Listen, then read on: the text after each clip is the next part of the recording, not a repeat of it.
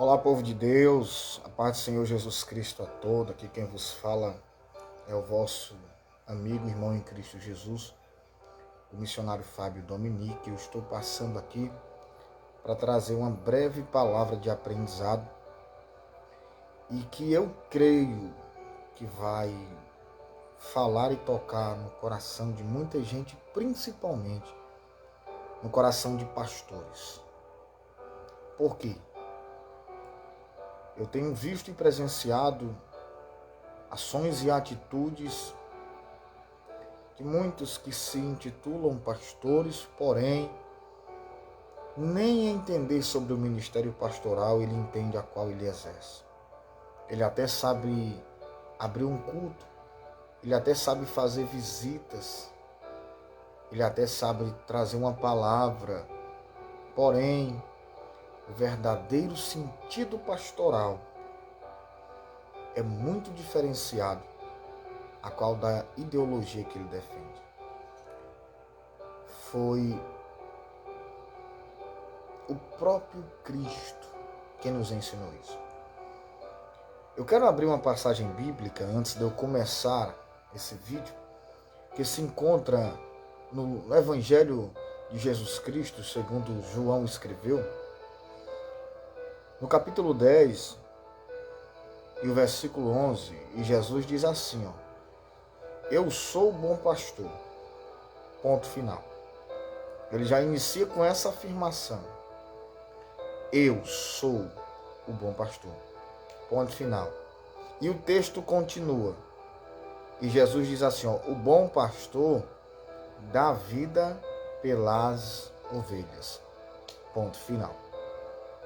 Observa que Jesus ele traz duas afirmações, e em cada afirmação ele não permite que haja uma vírgula para abrir espaço para comentários, ele não permite que haja um parêntese para querer ratificar ou aplicar algo a mais, mas ele diz, eu sou bom pastor, ponto final. Ele não tem dúvida nem medo do que ele fala. E eu já quero iniciar esse vídeo aqui perguntando para você que é líder, para você que é pastor. Será que você teria total segurança de afirmar isso?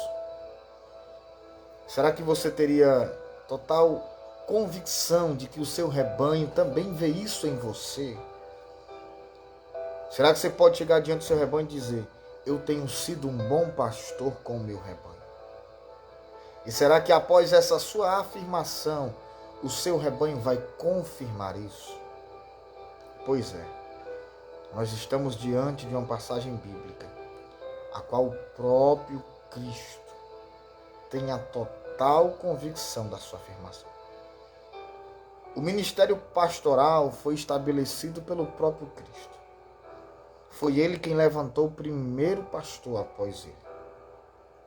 Após ele estar se preparando para a sua ascensão, para o retorno ao céu, após a crucificação.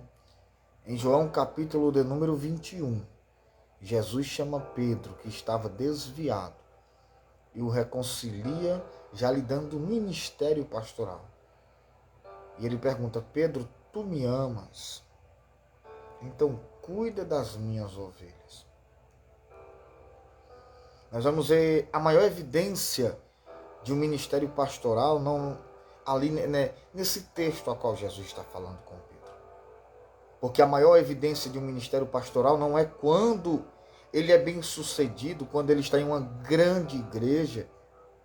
Eu, particularmente, não tenho essa convicção, ainda que seja uma bênção para a vida de um pastor, quando ele se alcança uma grande igreja. Porém, será que esse pastor que está em um grande templo, ele tem referência dessas pessoas?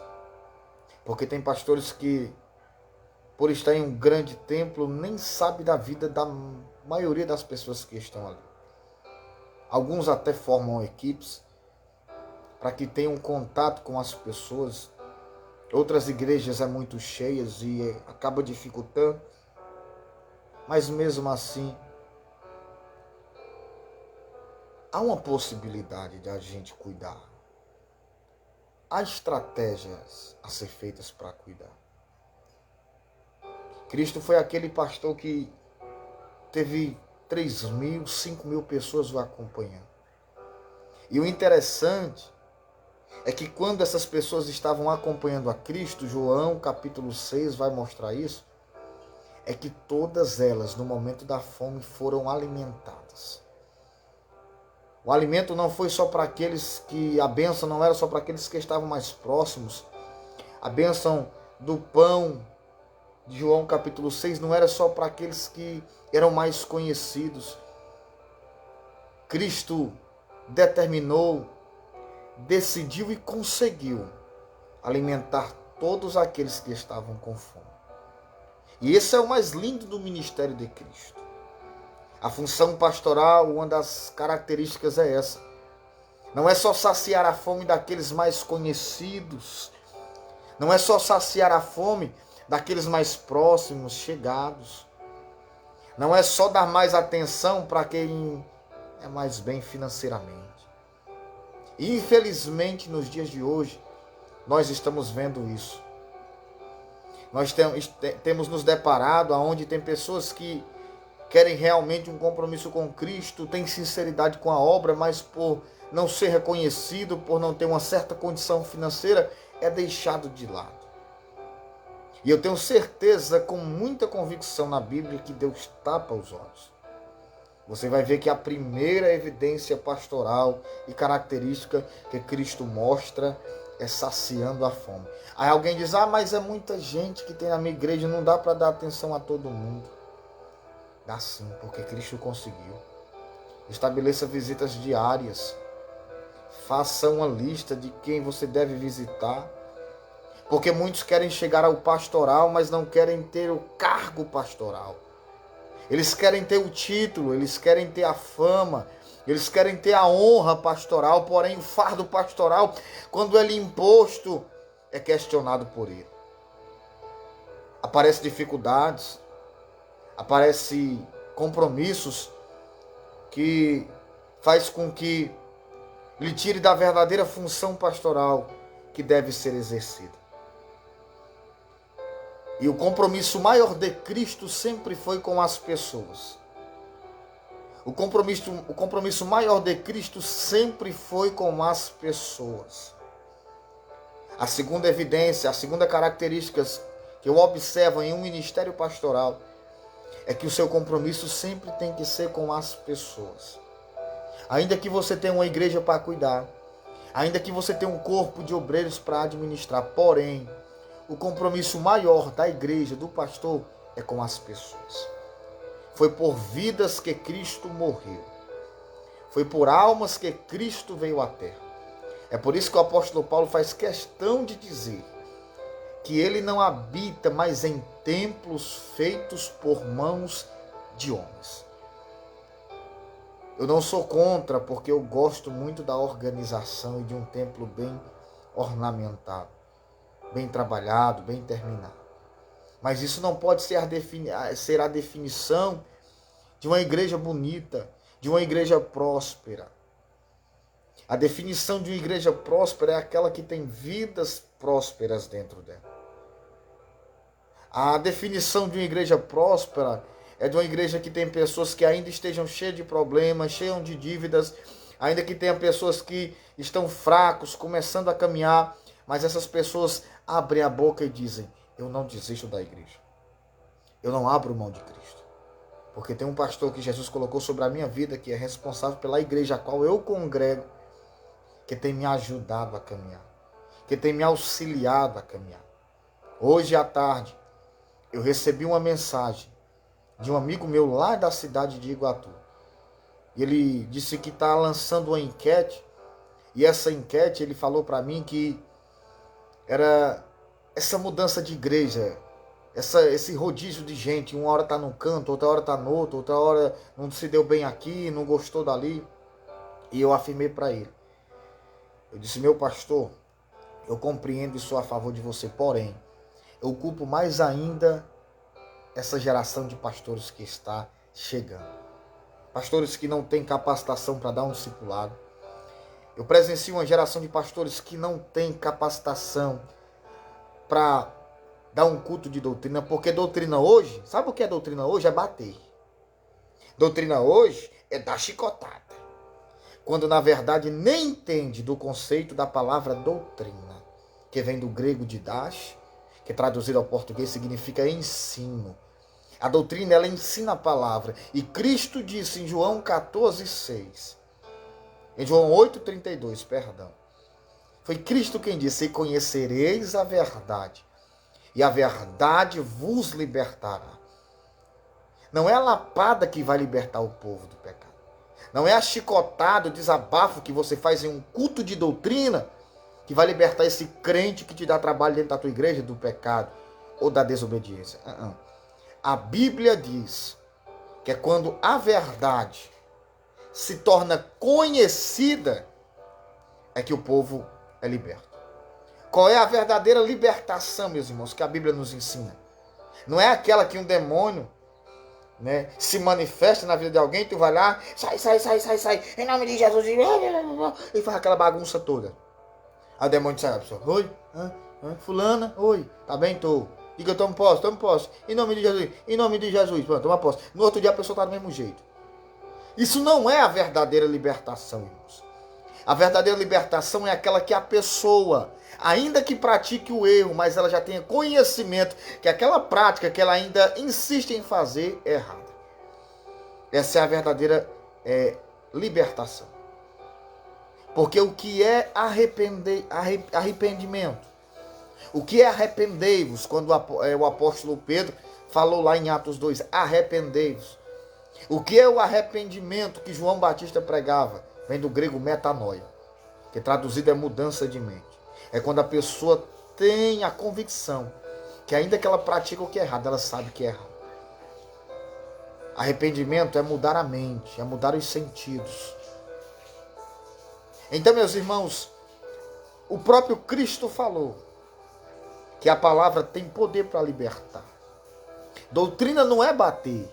Doutrina não é desabafar, porque eu vivencio uma geração de pastores que para eles doutrina dá lapada. Os camaradas não têm Bíblia, não lê Bíblia, não gostam de ler Bíblia, porque essa é a verdade, são preguiçosos. E vem com a argumentação que Deus capacita, que Deus fala, que eu vou pegar aqui, ó, como se fosse, né, como se fosse a lâmpada do gênio mágico, né? Tcharam, abrir. Aí Deus vai falar. Cadê? Deus falou. Você tá entendendo, gente? O camarada não lê. Aí ele abre o texto, aí vai ler. Aí não sei o que. Amém. Deus está falando. Ele nem entende o texto. Ele nem conhece o contexto. Aí vem com as heresias de revelação para a igreja. Para dizer que é Deus que está falando. A Bíblia fala sobre esses pastores, esses profetas. Que nós presenciamos muito hoje em dia. Hoje os camaradas que é usado na revelação... Os camaradas de hoje em dia que é usado na revelação, dificilmente conhece Bíblia. Ananias profetizava falsas profecias. Meus irmãos, é um absurdo que nós estamos vivenciando. O camarada está na igreja, é levado ao presbitério, é levado a evangelista, ordenado evangelista. Dá uma opinião, o pastor não concordou, não quis, o pastor já está numa direção, ele acha ruim, é menino mimado, vou sair da igreja. Chega alguém no ouvido dele e diz, abre uma igreja, tu já está quase pastor, tu pode ser pastor. Aí ele vai lá, cria um CNPJ, né, aluga um ponto, arruma aquele rebanhozinho de rebeliado que tem mesmo, às vezes, que também não gosta do pastor porque o pastor não concorda com certas atitudes. Aí ele abre a igreja. Aí ele vai lá ficar com as heresias dele. Culto da libertação. Bota culto de tudo que é jeito. A doutrina não se vê. E quando bota culto de doutrina é para bater no povo. Aí tá dizendo, eu sou pastor. Ei, eu tenho convenção, eu tenho carteirinha. Aí quando você vai ver, quem foi que te consagrou a pastor? O camarada era diácono e hoje já é pastor. O camarada era presbítero e hoje já é pastor. Quem foi que te consagrou a pastor? Aí quando você vai ver, o camarada traz uma convenção lá não sei da onde. Paga R$500 pela credencial. Aí está dizendo, eu sou pastor. Convenções que estão sendo fundadas aí para vender carteiras. E não venham para mim dizer que não é, que é. A gente sabe a verdade que é. Muitos não têm moral para dizer no meio do seu rebanho: eu sou um bom pastor para vocês. Mas Jesus está dizendo em João capítulo de número 10, versículo 11. Jesus está dizendo: eu sou o bom pastor. É muita autoridade, gente. É muita autoridade que Jesus Cristo tem. Jesus Cristo, ele abre a boca no versículo 11 do capítulo 10 e diz: eu sou o bom pastor. O camarada tem que ter muito crédito no céu.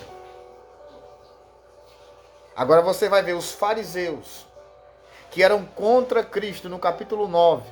Estão no capítulo 9, versículo 13 de João. Eles estão questionando e interrogando o cego. Quando, na verdade, o maior cego era eles. Porque os fariseus, que querem ser os doutores da lei, as autoridades zonas, se as autoridades zonas maiores, o que acontece? Eles querem impor nos outros fardos mais pesados. Você já observou?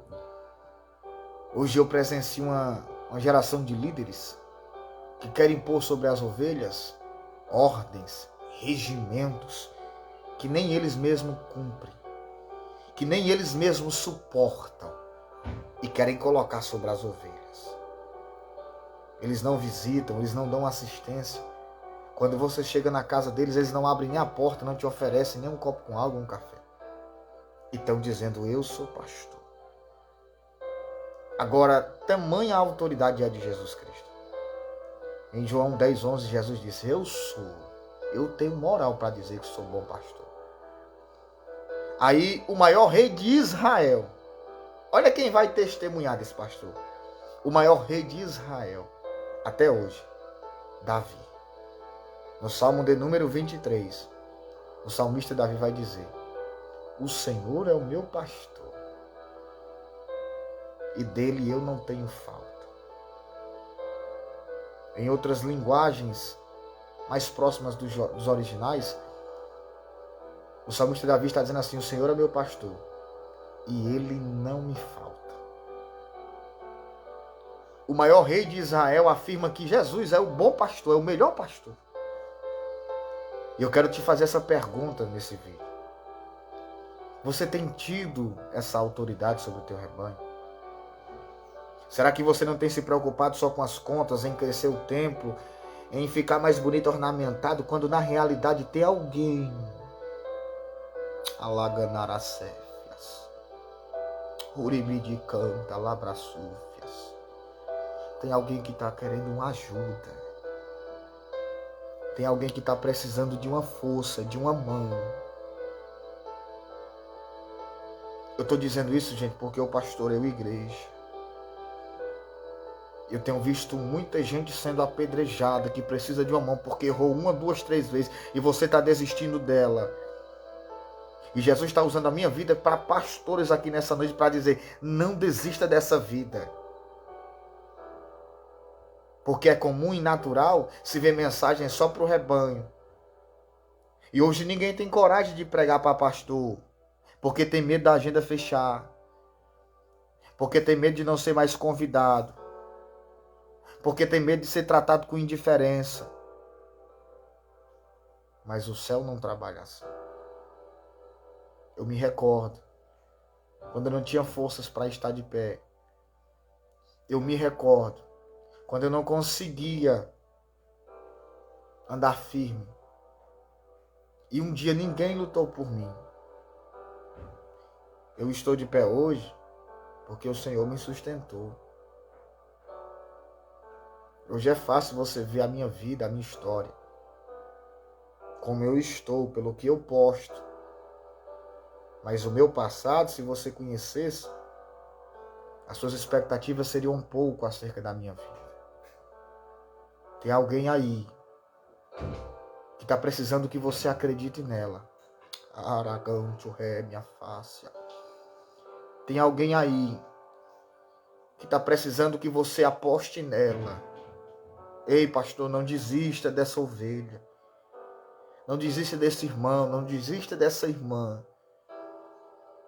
Jesus te confiou essa vida para você cuidar. Quando Jesus levantou o primeiro pastor, Jesus não disse, doutrina ela com lapada. Quando Jesus levantou o primeiro pastor, Jesus não disse, puxa na orelha dela, na frente do povo. Quando Jesus levantou o primeiro pastor, Jesus não disse, envergonha ela na frente de todo mundo, ou ele. Quando Jesus levantou o primeiro pastor, ele disse assim, Pedro, tu me amas, pois apacenta o meu rebanho. Apacentar é dar alimento. Apacentar é matar a sede. Apacentar é proteger dos lobos. Apacentar é dar carinho. Apacentar é tirar os espinhos, os carrapichos que estão penetrando na lã. Talvez o seu conceito pastoral estava errado. E Deus está querendo mudar ele hoje. Alaganaracéfias. Eu não sou de estar gravando live não, irmão, nem vídeo não. Mas eu estava ali com a minha esposa. E Deus falou no meu coração para mim gravar este vídeo. Deus diz, vai lá meu filho, fala do que eu estou te revelando. Isso é palavra revelada, irmão, não é estudado. Eu estudo muito a Bíblia pela misericórdia de Deus, mas isso aqui é palavra revelada. O céu me revelou enquanto eu estava do banheiro para a cozinha. E Deus disse, fala, pastores, mudem os seus conceitos. Cuidem do povo. Satanás está ceifando. E tem muitos pastores que só estão se preocupando se ele vai dizimar no final do mês. Tem muitos pastores que só estão se preocupando se a oferta vai dar boa para trazer o pregador fulano de tal. Pelo amor de Deus, acordem. Jesus Cristo está voltando. E o escritor aos Hebreus, no capítulo 13, vai dizer que nós, que pastoreamos, iremos dar conta de uma por uma ovelha do rebanho que o Senhor nos confiou. Eu deixo essa palavra para você. Que Deus fale ao teu coração. Que o Espírito de Deus te desperte. Que a mão do Senhor te leve nessas pessoas que estão precisando de você. Tem ovelhas que estão sufocadas, abandonadas. E o Senhor está usando a minha vida para te despertar nessa noite. Acorda, pastor, o rebanho é para apacentar. Não é para te sustentar.